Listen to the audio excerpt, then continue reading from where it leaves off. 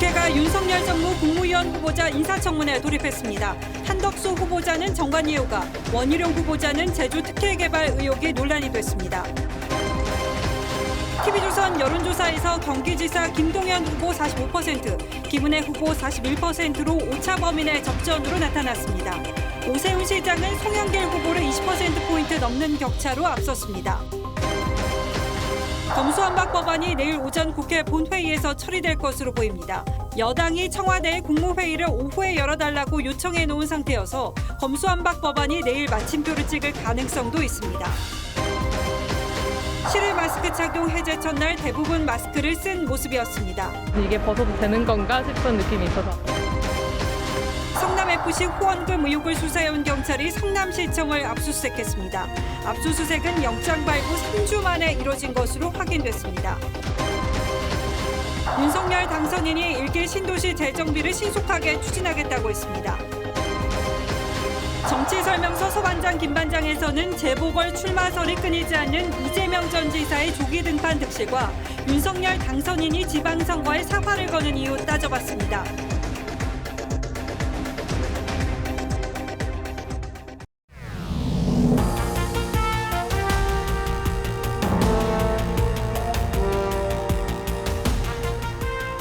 시청자 여러분 안녕하십니까? 뉴스9의 신동욱입니다.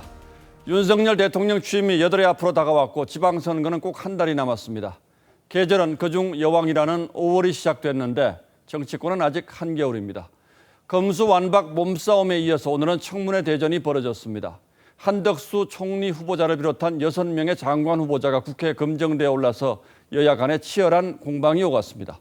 핵심은 한덕수 총리 후보자에 대한 인준 여부일 겁니다. 국회 구성으로만 보면 민주당이 거부하면 통과시킬 방법이 없습니다. 이렇게 되면 윤석열 정부 초대 내각이 상당 기간 일종의 무면허 내각 상태가 될 가능성이 높아졌습니다. 협치는 물 건너가고 지방선거를 앞둔 정치권은 5월 내내 사활을 건 싸움터가 될 수밖에 없는 답답한 상황입니다. 황정민 기자가 한덕수 후보자 청문회장으로 오늘은 먼저 여러분을 안내하겠습니다. 최대 쟁점은 김앤장 고문 이력이었습니다. 민주당은 20억 원 고문료를 문제 삼으며 전관예우 끝판왕이라고 공격했고 18번 만에 제가 후보자님과 통화를 했습니다. 소통에 적극적이신 분이 그 후배들에게 전화 한 통화 하지 않았다? 한 후보자는 단 한 차례도 부탁 전화를 하지 않았다고 맞받았습니다. 그런 일은 단 한 건도 없었다는 걸 확실하게 알겠습니다. 말씀드립니다. 관직을 팔아 돈을 벌었다는 거친 공세는 말싸움으로 이어졌습니다.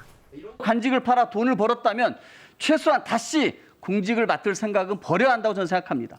나가셔도 한창 너무 나가셨습니다. 다만 고문료가 국민 눈높이에 맞지 않다는 지적엔 송구하다고 했습니다.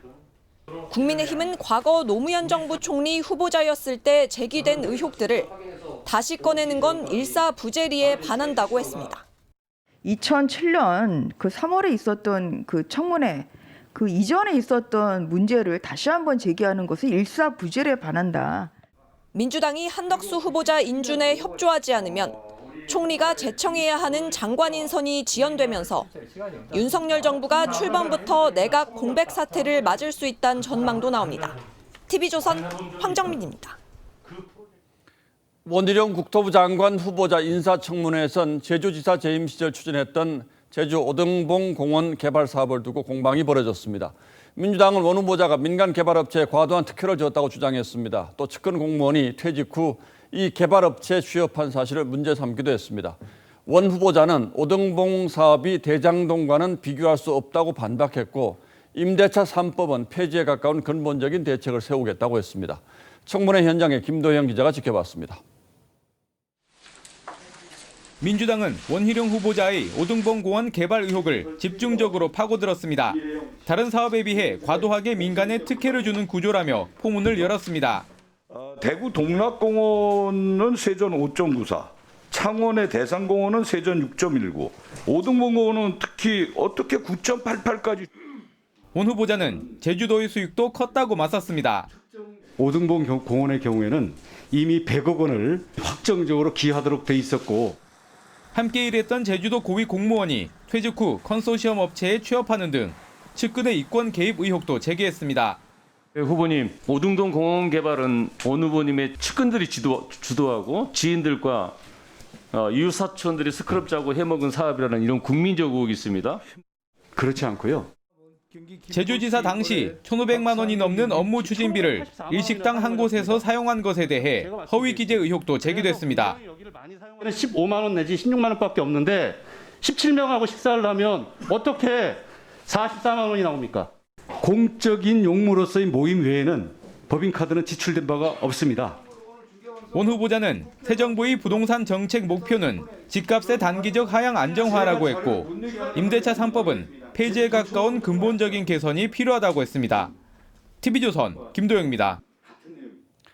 추경호 경제부총리와 박진 외교장관, 박보균 문체부 장관 후보자 인사청문회에서도 민주당의 공세는 이어졌습니다. 역시 후보자 자녀 관련 특혜 의혹 그리고 후보자의 역사관 등이 쟁점이 됐는데 그러나 결정적인 한방은 없었다는 평가가 많습니다. 계속해서 김보건 기자가 보도하겠습니다. 추경호 경제부총리 후보자 청문회에선 외환은행 헐값 매각 책임론 공방이 불붙었습니다. 추 후보자는 2003년 외환은행 매각 당시 은행 제도과장이었습니다. 절차상 위법과 국가적 손해가 있었다는 것은 감사원 감사 또 그리고 검찰 공소 내용에서 확인된 사실인데 1심, 2심, 그러니까 3심 전부 모든 헐값 매각의 시비 과정의 적정성 등등에 대해서 전부 문제없다. 민주당은 추 후보자 장모가 외환은행을 인수한 하나금융지주펀드에 투자해 수익을 낸 뒤 증여했다고 주장하며 후보자가 편의를 봐준 대가가 아니냐고 의심했습니다. 장모님께서는 그 엄청난 그 현금을 어떻게 마련하셨습니까? 장모님께서 재산을 얼마나 갖고 계시는지 재산 정식을 어떻게 했는지 제가 알 방법이 없습니다. 세금 납부하면서 저희들 그 의원이 분명히 박진 외교부 장관 후보자는 장남의 해외 도박 사이트 운영사 근무 이력을 두고 해명에 진땀을 뺐습니다. 이 현금을 걸고 여기에서 포커를 칩니다. 이 사이트에서. 이게 한국에서는 국내에서는 불법입니다. 그래서 캐나다 본사를 캐나다에다 서버를 구축한 겁니다. 사실 여부를 떠나서 이러한 저희 가족과 관련된 내용이 제기되고 또 이렇게 논란이 된 거에 대해서는 제 부덕의 소치라고 생각합니다. 박보균 문체부 장관 후보자에 대해선 중앙일보 재직 시절 전두환 미화, 친일 논란 등에 대한 집중 공세가 이어졌습니다. 후보자가 보기엔 학살이 의리이고 리더십입니까? 본인의 과거 글에 대해 5.18 영령들과 유족들에게 진심 어린 사과를 할 의향이 있으십니까? 제 칼럼을 갖다가 잘못 해석했기 때문에 사과할 이유가 없죠. 독도는 누구 땅입니까? 독도는 우리 땅이고 저만큼 독도가 우리 땅이라는 글을 많이 쓴 사람이 없습니다. 윤석열 당선인 대변인인 배현진 의원은 새 정부가 계승할 문재인 정부 정책을 물었는데 박 후보자는 구체적인 정책은 답하지 못했습니다. TV조선 김보건입니다. 예, 지금 이 시간에도 이 청문회 열띤 공방이 계속되고 있습니다. 자녀 관련 특혜 의혹으로 여권이 일찌감치 낙마 후보로 꼽은 정호영 보건복지부 장관 청문회가 내일 잡혀 있어서 인사청문회 공방은 내일 절정에 이를 것으로 보입니다. 국회로 가보겠습니다. 자, 이채림 기자, 지금 청문회는 몇 곳에서 진행 중입니까? 네, 제가 나와 있는 이곳은 한덕수 총리 후보자 청문회장 앞입니다. 이곳을 포함해서 기재위와 국토위 등 3곳에서 아직도 청문회가 진행 중이고 박진 외교부 장관 후보자와 한화진 환경부 장관 후보의 청문회는 오후 6시쯤, 그리고 박보균 문체부 장관 후보자의 청문회는 조금 전에 마무리됐습니다. 앞서 보신 대로 오늘 하루 종일 공방이 이어졌는데요. 특히 국회 인준 절차가 필요한 한덕수 후보자를 향한 여당의 공세가 저녁까지 이어졌습니다. 얼굴 마담, 황제 꿀알바, 로비스트와 같은 거친 표현도 등장했습니다. 그러자 국민의힘도 서훈 국가안보실장과 송영무 전 국방장관 등 문재인 정부 인사들도 월 수천만 원이 넘는 자문료를 받았던 것을 거론하며 맞불을 놨습니다. 또 추경호 경제부총리 후보자 청문회에선 전 정권의 경제정책에 대한 평가를 두고 공방이 벌어졌는데 민주당은 이명박 정부의 선성장 후 분배론 실패를 지적했고 국민의힘은 문재인 정부의 소득 주도 성장 실패와 재정 건전성 악화를 파고들었습니다. 예, 총리 청문회는 이틀이니까 한덕수 후보자 청문회는 내일도 계속되는 거죠? 그렇습니다. 내일은 한 후보자가 고문이나 사회이사 등으로 몸담았던 로펌 김앤장과 SOL 관계자들이 증인으로 출석합니다. 또 한 총리 후보자의 배우자가 개인전을 열었던 갤러리 관계자를 상대로 그림 판매와 관련한 공방이 이어질 전망입니다. 한 후보자를 포함해서 내일은 정호영 복지부 장관 후보자, 이상민 행정안전부 장관 후보자, 이종호 과기정통부 장관 후보자 등 4명에 대한 청문회가 열리는데요.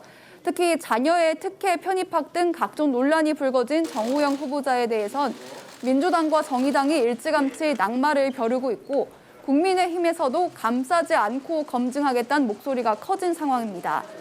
모레 예정된 한동훈 법무장관 후보자의 인사청문회는 오늘까지도 증인 합의가 이뤄지지 않으면서 연기 가능성이 거론되고 있습니다.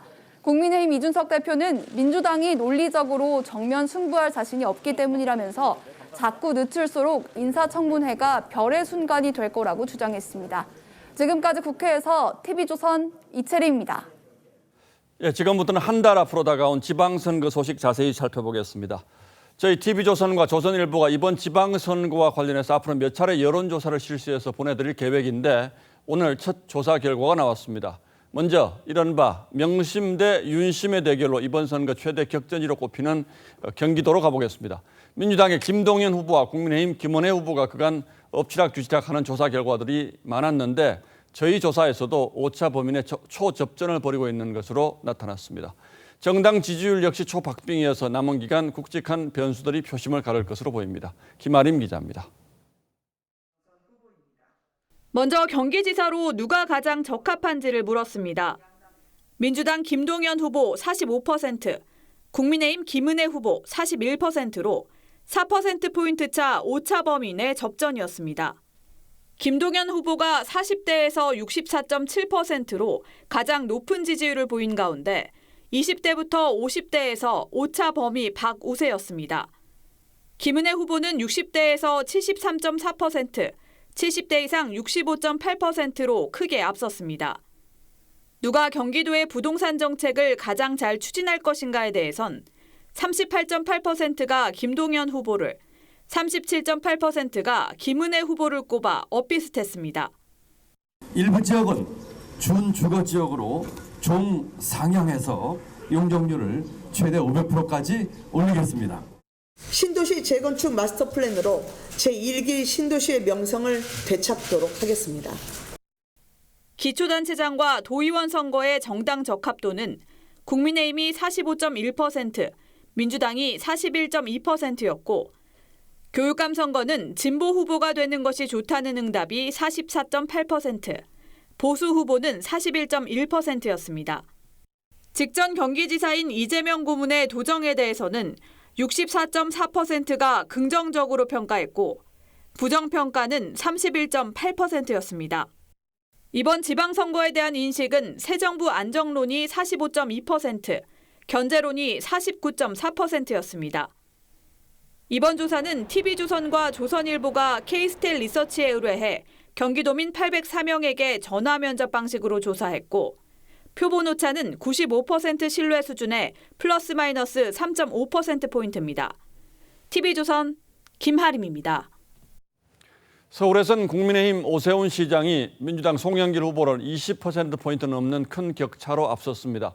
지난해 재보궐선거 때 민주당을 심판했던 성남 부동산 민심이 여전히 가라앉지 않고 있다는 분석입니다. 이어서 장용욱 기자가 서울 인천의 조사 결과 전하겠습니다. 오세훈 시장의 지지율은 54.6%로 33.7%인 민주당 송영길 후보와의 격차는 20.9%포인트나 됐습니다. 오세훈 57.5%대 박영선 39.2%였던 지난해 4.7 보궐선거 때의 격차보다 더 큽니다. 오 시장은 20대와 30대에서 40% 넘는 지지율로 송 후보를 앞섰고 이념 성향별로는 중도층에서 48.3%, 무당층에서 61.4%로 역시 송 후보에 비해 우세했습니다. 부동산 정책을 누가 잘할 것인지 묻는 질문에는 오 시장을 꼽는 응답자가 49.2%였고 인천시장 출신인 송 후보를 꼽는 답변은 25%에 그쳤습니다.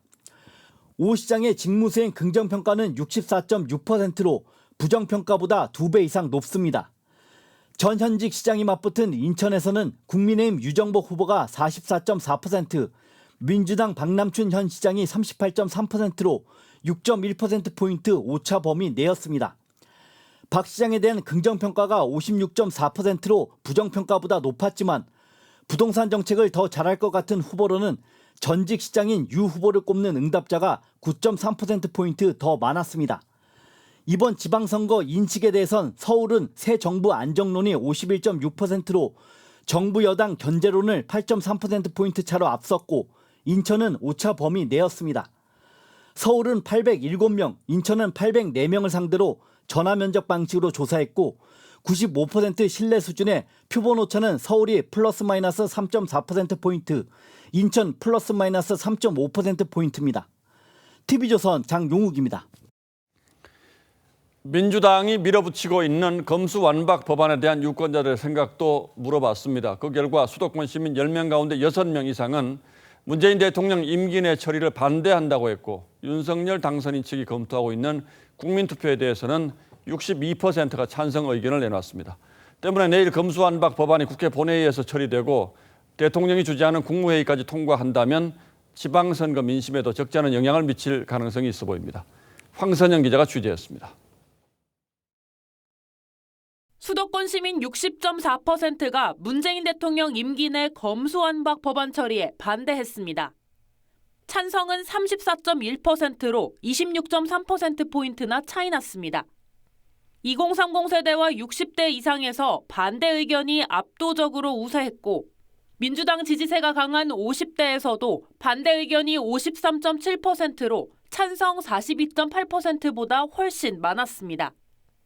특히 선거의 캐스팅 보트가 되는 중도층에선 반대가 62.9%로 찬성 의견보다 30%포인트나 많았고 무당층은 반대 응답이 찬성의 3배 이상 됐습니다. 야권이 제안한 국민투표에 대해서도 수도권 민심은 긍정적이었습니다.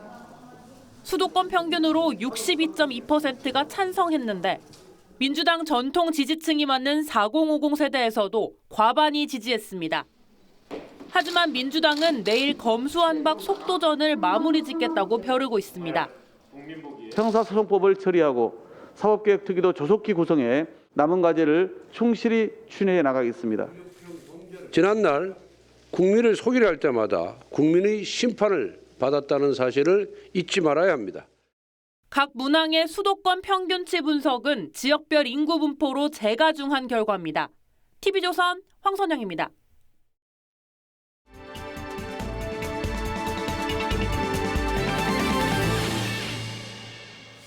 다음 달 지방선거를 앞두고 벌어지는 정치 상황을 심도 있게 짚어드리는 정치설명서 서반장, 김반장 시간입니다. 오늘도 서주민 여당 반장부터 시작해보죠. 네, 제가 준비한 건 이재명의 조기 등판 득실입니다. 예, 이재명 전 지사 재보궐선거 출마 얘기가 지금 솔솔 나오더군요. 네. 경기 분당 얘기도 있고 인천 계양 얘기도 있는데 이게 실현 가능성이 있는 얘기입니까? 네, 이재명 전 지사 측 복수의 의원들에게 물어봤는데요. 원래 지금은 좀 때가 아니다라는 분위기가 강했는데 오늘 통화에서는 고민을 안 할 수 없는 상황이 됐다라면서 기류가 조금 달라진 분위기입니다. 고민을 안 할 수 없다. 이건 자신의 의지보다는 주변 상황이 그렇게 만들고 있다 이런 뜻입니까? 예, 그렇습니다. 인천을 개양하라. 이 송영길 전 대표의 서울 출마로 비계된 인천 개양을에 이전 지사를 공천하라라는 뜻인데 이 민주당 당원 게시판에 이런 지지자들의 글들이 거의 도배되다시피 해서 올라오고 있습니다. 대선에서 패배한 게 불과 2달인데 너무 명분이 너무 없는 거 아닌가요? 네, 이전 그 지사 지지자들은 새 정부에서 이전 지사에 대한 수사가 본격적으로 시작될 가능성을 가장 우려하고 있습니다. 야인 신분에서 수사를 받는 것보다 이 불체포 특권이 있는 의원 신분인 게 방어가 쉽다는 거죠. 또 다른 배경에는 현재 민주당에 대한 실망감도 있습니다. 민주당에 실망해서 이재명 전 지사 출마해라. 이건 무슨 관계가 있습니까? 네, 민주당이 원래 수사권을 완전히 박탈하는 검수완박 원안 대신에 의장 중재안을 받아들이는 데 대해서 이 지지층에서는 상당히 불만이 많습니다. 이 때문에 국회에 조기 입성해서 영향력을 높인 뒤에 8월 전당대회에서 당권을 잡아 이 당의 구조 자체를 바꿔야 한다는 목소리가 높은 겁니다. 예. 지금 안철수 인수위원장의 출마 가능성이 거론되고 있는 그 경기 분당갑 이런 지역이야 이전 지사의 정치적 고향이지만 아무 연고도 없는 인천 계양을 뭐 이런 지역에는 좀 정치 도의에도 안 맞는 거 아닌가요? 네, 그게 좀 현실적인 이유가 큽니다. 지난 대선 때 득표율을 분당 갑과 계양, 을 지역만 떼어내서 평균을 낸 수치입니다. 이 분당 갑에서는 42.7%대 54.73%로 윤석열 후보에게 크게 뒤졌는데 반대로 계양, 을에서는 52.01%로 10%포인트 가까이 이재명 후보가 앞섰습니다. 아무리 그래도 그 대선 후보까지 했던 분이 좀 이제 쉬운 지역을 찾아가면 당장 비겁하다 이런 비판이 나오지 않을까 싶은데요. 예, 뭐 이런 것 다 포함해서 고민을 하긴 할 텐데 어쨌든 이 전 지사가 출마를 하게 되면 지방선거 판세에도 상당히 영향이 있겠죠. 예, 당내에서는 윤 당선인과 박빙 승부를 펼쳤고 또 20, 30대 여성이라는 팬덤까지 생긴 만큼 어느 정도 도움이 될 것이라는 기대가 있습니다. 그런데 여당 지지층이 결집한다면 야당 지지층도 결집하지 않겠습니까? 예, 그렇죠. 또 야당에서 방탄용 출마 또 비겁한 출마다라는 공세를 펼칠 경우에 중도층에 악영향을 줄 것이라는 전망도 동시에 나옵니다.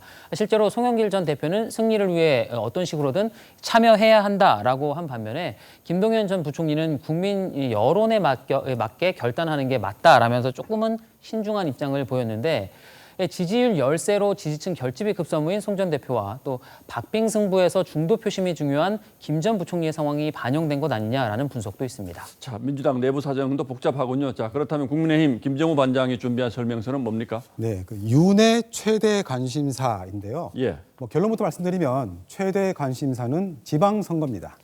대통령 당선인이 지방선거에 곧바로 관심 갖는 건 어떻게 보면 당연한데 최대 관심사라고 의미를 부여하는 건 무슨 이유입니까? 네, 지방선거 생각하면 잠이 안 온다고 합니다. 그렇지 않아도 절대적인 의석수 부족 사태로 새 정부가 출범하는데 지방 권력까지 내어줄 경우에 시작부터 정부 운영의 동력이 떨어지고 2년 뒤 총선 때까지 거대 야당에 끌려다니는 그 상황을 걱정하고 있는 겁니다.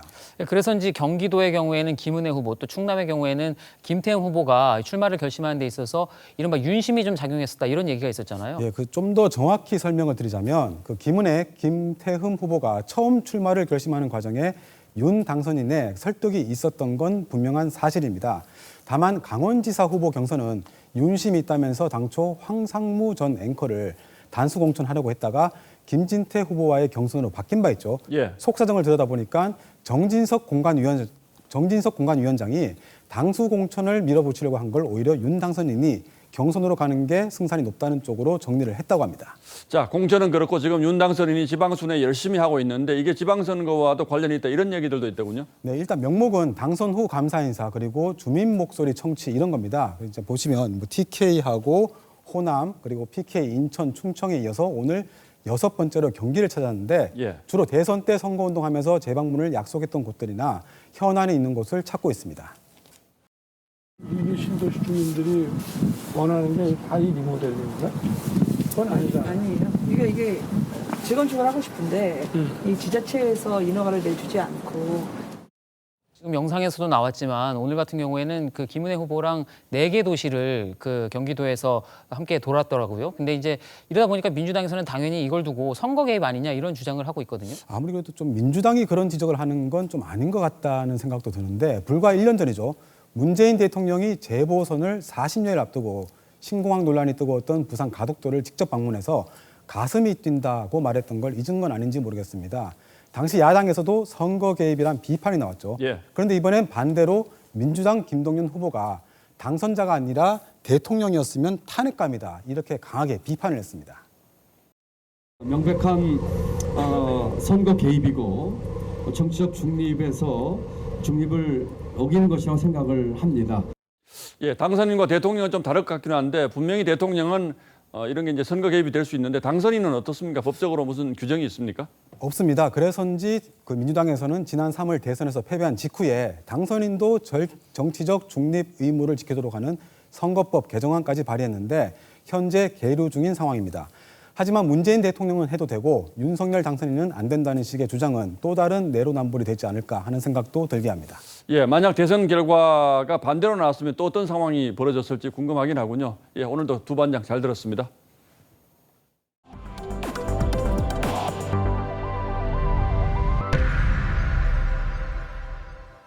마스크에서 해방되는 첫날이었습니다. 예상과 달리 마스크를 벗은 사람 찾기가 어려웠습니다. 이른바 턱스크가 눈에 띄는 정도였는데요. 시민들이 마스크 벗기를 주저하는 이유는 여러 가지였습니다. 성민혁 기자가 취재했습니다. 시민들 대부분이 마스크를 쓴 채 지하철역 밖을 나옵니다. 마스크를 벗은 시민은 간혹 눈에 띕니다. 안경 쓰니까 습기 차는 게 불편한 게 많았는데 해방감이 많이 생긴 것 같아가지고. 거리는 크게 달라지지 않았습니다. 566일 만에 이렇게 바깥에서 마스크를 벗을 수 있게 됐지만 시민들 대다수는 아직 마스크를 벗기 조심스러운 모습이었습니다. 다들 쓰는데 혼자 벗기도 어색하고 아직까지 이게 벗어도 되는 건가 싶은 느낌이 있어서 아직. 감염 위험에다 실내에선 다시 써야 해 계속 쓰기도 합니다. 아무래도 실내로 곧 들어가니까 바로 벗었다 쓰기 귀찮아서. 재래시장도 상인과 고객 대부분이 마스크 차림입니다. 실외인지 실내인지 헷갈려 그냥 쓰기도 합니다. 시장은 실외 공간인데 구분이 좀 모호한 것 같아요. 50인 이상 공연에선 마스크 착용이 의무지만 50인이 넘는지 일일이 세기도 사실 힘듭니다. 최근 조사에서 착용 의무가 해제되고 심지어 코로나가 끝나도 마스크를 쓰겠다는 시민은 10명 중 약 8명. 탁 트인 실외에서 마스크를 벗고 공놀이를 즐기기도 하지만 2년째 써온 마스크가 아직은 내 얼굴처럼 익숙한 모습입니다. TV조선 성민혁입니다. 실외 마스크 해제로 오늘부터 본격 시작된 학교 체육대회에서는 웃음소리가 끊이지 않았습니다. 서영일 기자가 취재했습니다. 펄럭이는 만국기 아래 형형색색 커다란 천을 둘러싼 아이들이 구호에 맞춰 공을 튕깁니다.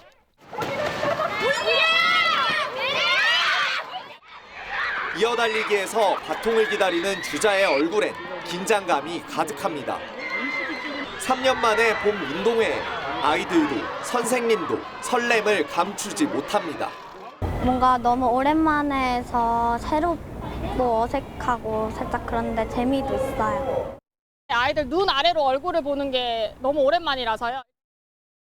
오늘부터 학교 운동장에서도 마스크 착용 의무가 해제됐습니다.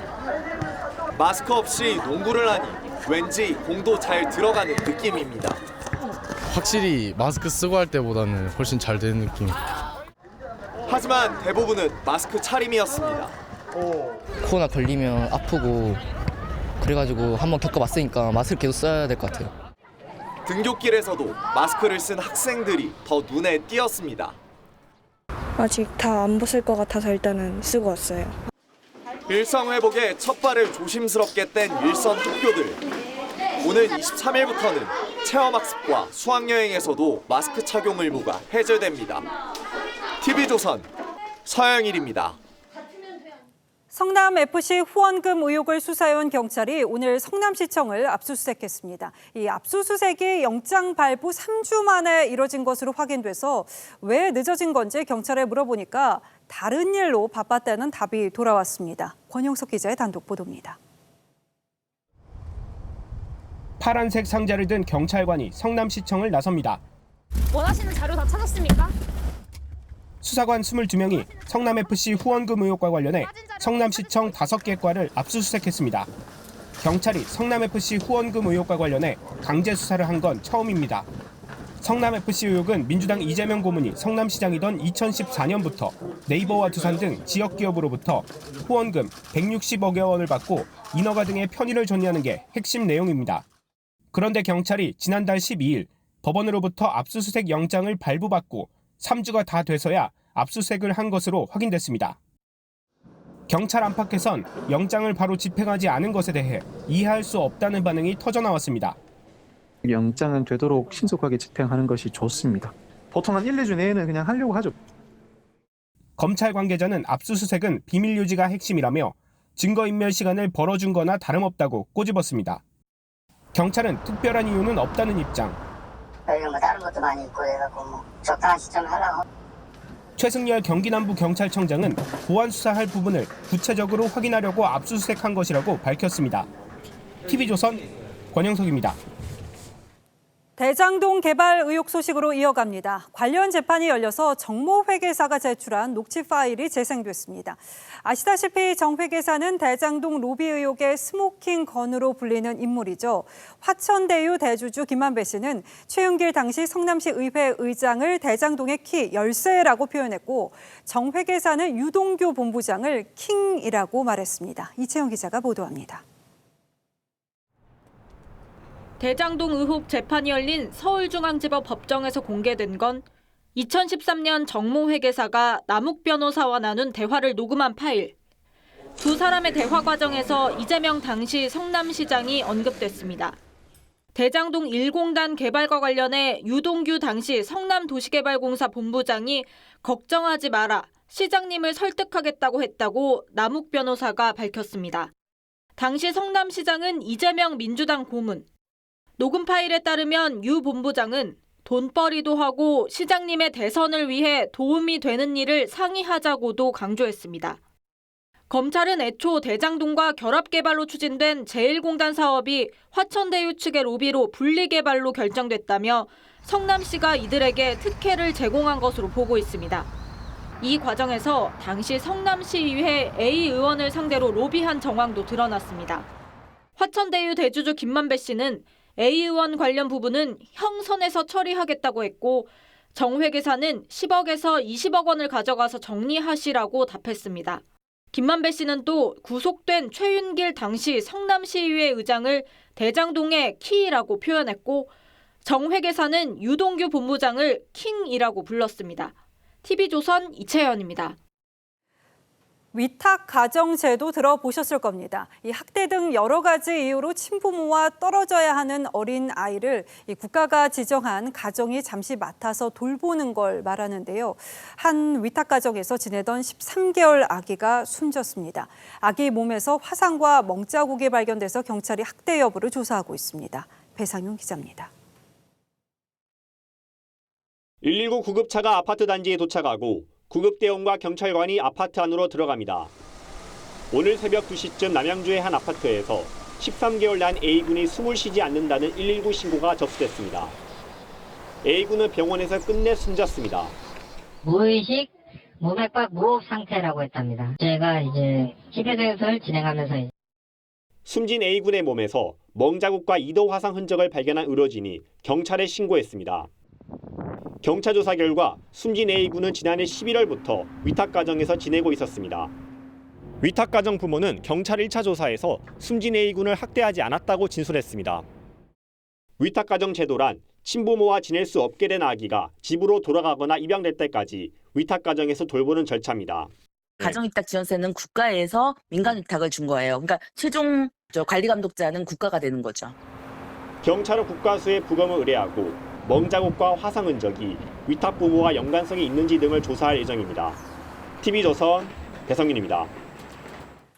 쿠팡이 다음 달부터 유료 멤버십인 로켓와우 월 회비를 대폭 올립니다. 회비가 72%나 올라서 기존 회원들은 멤버십을 연장할 건지를 두고 고민이 많았는데요. 쿠팡이 소비자가 얼떨결에 인상에 동의하도록 만들어버린다는 지적이 나옵니다. 김충영 기자입니다. 로켓와우 회원인 임모 씨는 부지불식 간에 인상된 회비 자동 결제에 동의했습니다. 동의 의사를 묻는 팝업은 무시했지만 물건을 사려고 하자 동의하고 구매하기 버튼이 나왔습니다. 주문에 동의하냐는 것인 줄 알았는데 월 회비 변경에 동의하냐는 말이었습니다. 너무 좀 강압적으로 조금 동의를 받은 게 아닌가. 결국은 제가 어떤 걸 배송해야 될 때 승인을 누르게끔 만든 거에 대해서는 조금 화도 나고. 월 2,900원의 회비면 로켓 배송료가 공짜고 반송도 쉽습니다. 저렴한 서비스로 회원 900만 명을 확보하곤 요금을 4,990원으로 72%나 올린 겁니다. 탈퇴를 원해도 동의하도록 만드는 다크 패턴, 일명 눈속임 마케팅이라는 지적이 나왔습니다. 이런 소비자가 생길 수 있다는 거를 염두를 했어야 되는 건데 아마 염두를 하고도 그랬을 것 같기는 하거든요. 쿠팡뿐이 아닙니다. 자신도 모르게 개인정보를 제공하거나 광고를 보는 일들이 적지 않습니다. 소비자원 조사 결과 주요 앱 97%가 이 같은 행태를 보였습니다. 마땅한 제재 수단도 없습니다. 쿠팡은 소비자 동의를 전제로 한 정상적인 마케팅이라고 합니다만 전문가들은 전형적인 다크 패턴이라고 합니다. 소비자의 잘못된 선택이 이루어지지 않도록 화면 자체의 버튼의 위치라든가 내용이라든가 이런 것을 바꿔야 되고요. 1등 쇼핑 앱으로서 책임 있는 자세가 필요해 보입니다. TV조선 김충영입니다. 윤석열 당선인이 재건축 재개발 규제를 풀어서 도심 주택 공급에 물꼬를 트겠다는 공약을 내놓은 바 있죠. 대선 이후에 시장이 들썩였는데 당장 오늘 인사청문회에서도 정책을 이끌어갈 장관 후보자들 의견이 일치하지 않아서 오락가락한다는 지적이 이어졌습니다. 윤석열 당선인이 입장을 내놨습니다. 지선우 기자가 먼저 보도합니다. 도심 재건축 재개발 규제 완화를 강조해왔던 추경호 경제부총리 후보자. 오늘 국회 청문회에서도 변함없는 입장을 표명했습니다. 현재 주택의 노후도나 주거 환경 개선과 관련된 요구가 굉장히 강하다고 생각합니다. 그래서 저는 이 부분에 관해서는 당초 약속한 대로 차질 없이 조속히 추진돼야 된다. 하지만 대선 이후 서울 강남권을 중심으로 집값이 들썩이자 원희룡 국토부 장관 후보자는 개발 이익을 누릴 수 있다고 생각하는 건 착각이라며 브레이크를 걸었습니다. 일기 신도시 재정비를 두고도 집값을 자극하지 않고 질서 있게 하겠다며 신중한 태도를 보이고 있습니다. 현재의 당면 계획과 중장기 계획을 정상 궤도를 탈 수 있도록 둘 다를 챙겨야 된다고 봅니다. 부동산 정책을 주도하는 두 장관 후보자의 입장에 차이가 있는 겁니다. 시장에선 혼란스럽다는 반응입니다. 정책에 대해서 서로 엇갈린 의견이 나왔을 때는 걱정을 했었는데 하루라도 빨리 일관된 정책을 정리를 해서 정하고 추진을 했으면 좋겠다. 윤석열 당선인은 오늘 경기도 일산을 찾아 선거 때 약속은 반드시 지킨다며 일기 신도시 재정비의 신속한 추진을 강조했습니다. TV조선 지선호입니다. 네, 보신 것처럼 새 정부는 특별법을 통해서라도 일기 신도시를 체계적으로 재정비하겠다는 입장입니다. 그런데 특별법 추진 방안은 국회 문턱을 통과해야 하는 데다 형평성 논란도 불가피하다는 분석입니다. 일기 신도시 특별법 넘어야 할 산이 뭔지 임유진 기자가 짚어봤습니다.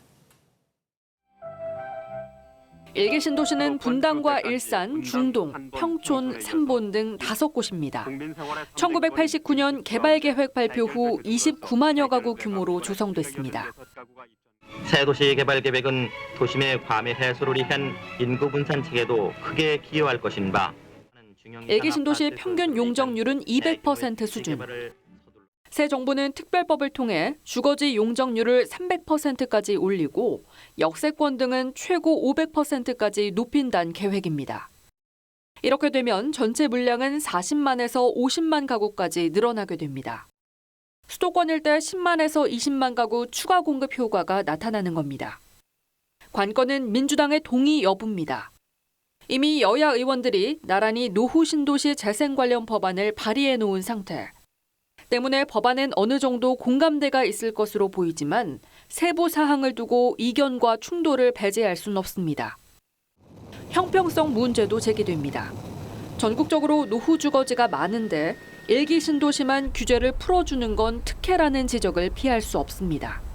목동을 좀 등한시하는 것 같다. 불합리하다. 왜 목동 조금 편애하냐 이런 얘기는 있는데 특별법이 통과되더라도 단기 집값 상승과 대규모 이주로 인한 임대시장 불안 역시 풀어야 할 숙제입니다. TV조선 임유진입니다.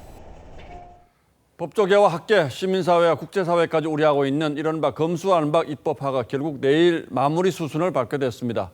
민주당은 당초 평일 오후에 열던 국회 본회의를 오전으로 당기고 대신 국무회의는 오후로 늦추는 꼼수를 동원해 내일 하루에 모든 절차를 끝낼 계획입니다. 국민의힘은 마지막으로 대통령의 거부권 행사를 호소했습니다. 한송원 기자가 보도합니다. 민주당은 내일 본회의 처리 방침을 재확인하고 지난달 30일 박병석 의장의 본회의장 진입을 막아선 국민의힘 의원들을 국회 선진화법 위반으로 고발하겠다고 으름장을 놨습니다. 윤석열 당선인 대변인은 배현진 의원에 대한 윤리위 징계도 거론했습니다.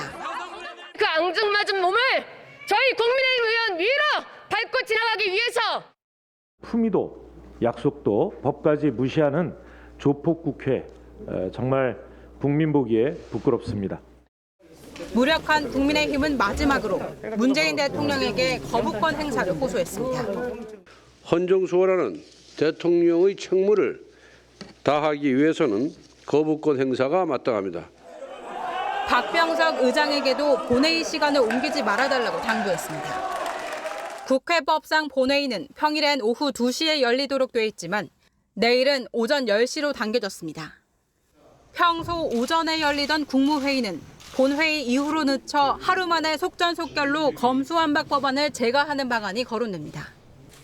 이준석 대표는 지방선거에서 심판을 받게 될 것이라고 경고했습니다. 의석수로 힘자랑하다 망해봐서 잘 압니다. 이번 지방선거가 그 첫 번째 심판의 장입니다. 국민의힘 의원 전원은 내일 본회의 직후 청와대 앞으로 가 문 대통령에게 거부권 행사를 촉구할 예정입니다. TV조선 한송원입니다. 자, 이렇게 검수완박 법안 처리 문제로 검찰 내부가 뒤숭숭한데 오늘 신임 검사 67명의 임관식이 열렸습니다. 박범계 법무부 장관은 검찰 수사권 통제가 필요하다며 검수완박을 옹호했고 박성진 검찰총장 대리는 독단적 법안 추진이 착잡하다며 엇갈린 축하 인사를 건넸습니다. 임명장을 받는 신임 검사들의 마음은 또 얼마나 착잡했을지 짐작이 가지요. 주원진 기자가 취재했습니다. 정부 과천청사에서 열린 신임검사 임명장 수여식. 박범계 법무부 장관은 검찰 수사권 통제를 다시 강조했습니다. 인권 침해를 수반하는 수사는 반드시 내 외부의 통제를 받아야 그 정당성이 부여됩니다. 박 장관은 검찰권은 나홀로 정의가 아니라 국민이 공감하도록 행사돼야 한다며 국민이 원하는 방향이 무엇인지 항상 고민해야 한다고 주문했습니다. 이어 대검찰청에서 열린 신고식에선 박성진 검찰총장 직무대리가 검수완박은 위헌적이라며 반감을 드러냈습니다. 헌법이 정한 검찰 제도를 부정하는 입법이 추진되었습니다. 저는 여러분들도 매우 착잡하고 혼란스러운 심경일 것입니다. 그러면서 신임 검사들에게 민주주의와 법치주의 수호를 위해 검수완박 반대의 뜻을 모아달라고 당부했습니다. 대검찰청은 문재인 대통령에게 검수완박 법안 거부권 행사를 요청하는 공문을 보냈습니다. 대통령은 국회에서 의결된 법률안이 정부에 이송되면 15일 내에 공표해야 하고 이의가 있으면 15일 내에 국회로 돌려보내 재논의를 요구할 수 있습니다. TV조선 주원진입니다. 우크라이나 마리우폴 제철소 지하에 있던 민간인 일부가 잠깐의 휴전을 이용해서 탈출했습니다. 하지만 러시아는 곧바로 핵무기 사용을 또 위협했고 런던과 파리를 타격하는 모의 공격을 국영방송에서 방영해서 유럽이 발칵 뒤집혔습니다. 이유진 기자입니다. 폐허가 된 건물 아래에서 민간인들이 부축을 받으며 나옵니다. 노인과 아이, 반려견까지 모두 버스에 나눠 탑니다.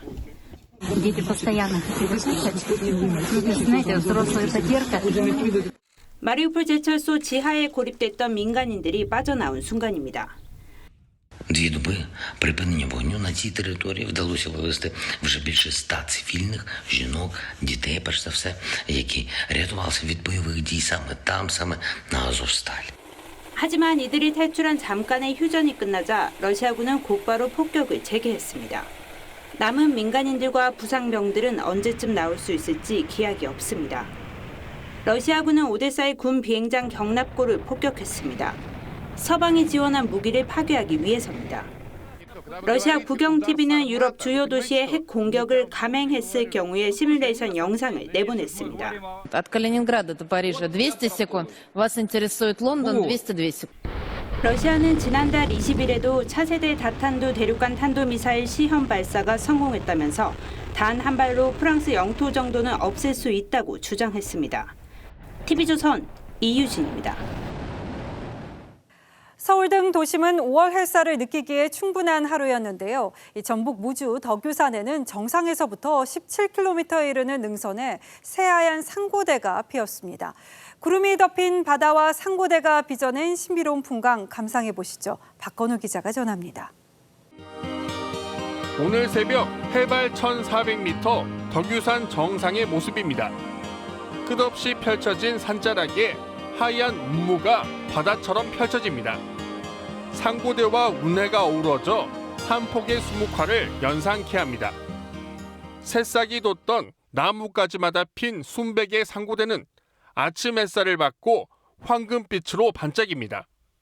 새순이 돋는 나뭇가지 상고대가 만들어졌습니다. 때 아닌 자연경관 신기로운 모습에 감탄을 금치 못했었습니다.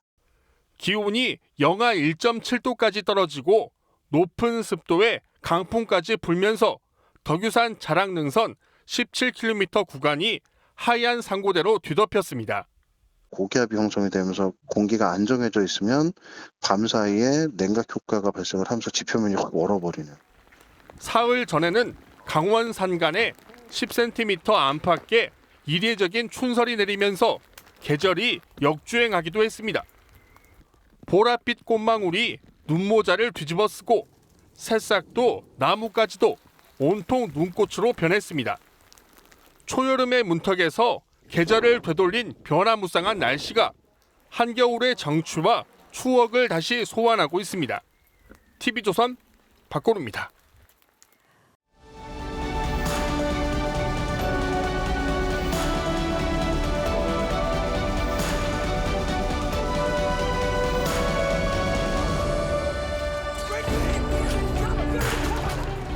용맹한 사자왕 리처드 1세가 프랑스 원정에서 화살을 맞고 쓰러집니다. 자리에 누운 채 포로로 잡힌 궁사 구로동을 불러들입니다. 구로동이 아버지의 원수를 갚았을 뿐이라고 하자 그의 죄를 사하죠. 살아가거라. 나의 은혜로 내가 대낮에 빛을 보는구나. 사자왕은 구로동에게 100실링을 줘 풀어주고 열흘 뒤에 숨을 거둡니다. 이처럼 용서란 춘풍 추상 같은 것이어야 합니다. You are hereby pardoned from the Thanksgiving dinner table. 미국 추수감사절의 유명 행사 칠면조 사면식은 케네디 대통령에게서 유래했다고 합니다. 이렇게 맛있게 드세요라는 팻말을 목에 건 칠면조가 가엾어서 살려주자 언론이 이걸 사면했다고 보도한 것이죠. 대선 결과에 승복하지 않던 트럼프의 마지막 칠면조 사면식 보시겠습니다. 농담도 안 하고 질문도 안 하고 그대로 퇴장하자 한 기자가 소리칩니다.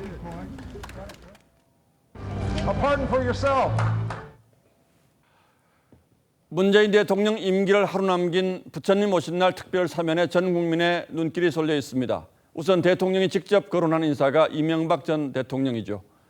여권의 전반적인 기류는 불과 얼마 전까지만 해도 국민의 공감대가 형성되지 않았다는 것이었는데 갑자기 이 기류가 바뀐 겁니다.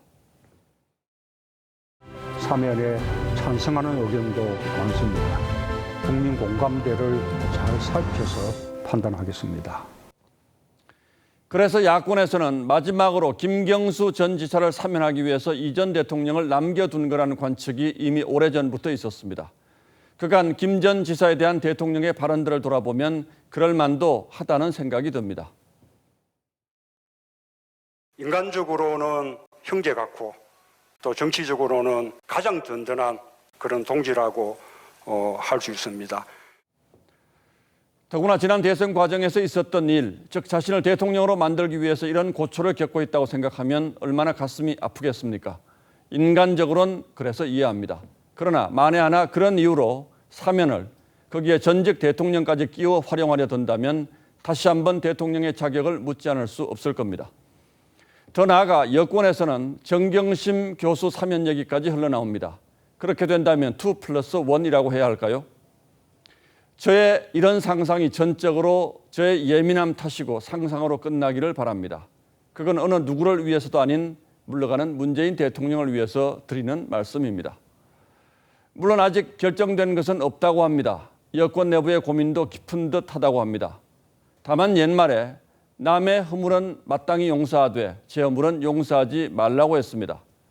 그러나 문재인 대통령 집권 5년은 내내 나에겐 봄바람, 남에겐 가을설이었습니다. 물러가는 마지막 한순간만이라도 저의 이 걱정이 헛된 걱정으로 끝난다면 더 바랄 게 없겠습니다. 5월 2일 앵커의 시선은 너의 죄를 사하노라 였습니다.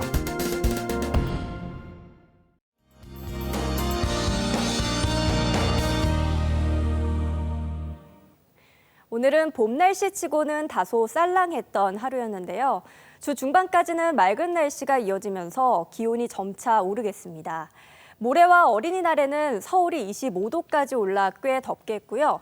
금요일과 토요일에는 비가 내리면서 기온이 조금 떨어지겠습니다. 큰 일교차는 항상 염두에 두셔야겠습니다. 내일 서울은 9도에서 시작해 약간 추울 수 있겠고요. 한낮에는 21도까지 오르겠습니다. 남부 지역도 대체로 한 자릿수에서 출발하겠고요. 낮 기온은 대구가 24도, 광주는 23도를 보이겠습니다. 내일 오후부터는 바람이 다시 강해지겠는데요. 특히 동해안 쪽으로는 강풍특보도 내려지겠습니다. 게다가 날이 점점 건조해지고 있어 걱정입니다. 불이 번지기 매우 쉬운 조건인데요. 산불 위험 등급도 높음으로 발표됐습니다. 당분간 화재 사고 없도록 조심하셔야겠습니다. 날씨였습니다. 5월 2일 월요일 뉴스라인은 여기서 모두 마치겠습니다. 시청해주신 여러분 고맙습니다.